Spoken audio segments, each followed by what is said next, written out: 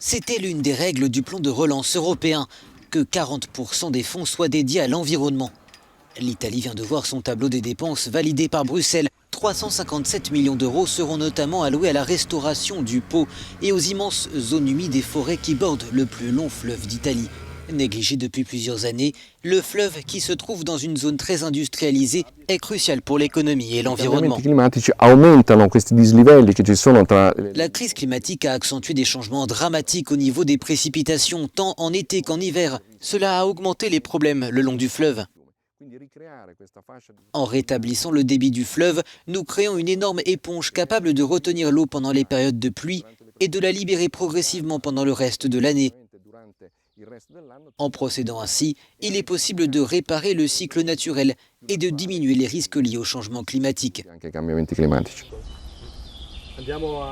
Però durante le alluvioni qua sei sott'acqua, in quel punto dove sei. Stiamo attraversando la parte principale. Nous traversons actuellement le tronçon principal du fleuve.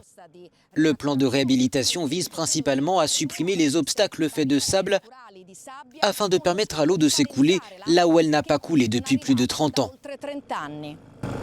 L'autorité du bassin du fleuve Pô nous explique comment elle compte procéder. Nous allons couper la végétation et creuser dans le sol pour permettre au fleuve principal d'être connecté à cette zone plusieurs fois par an.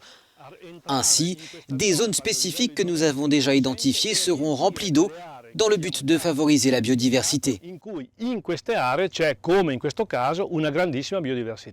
Les secteurs du tourisme et des services pourraient aussi en bénéficier.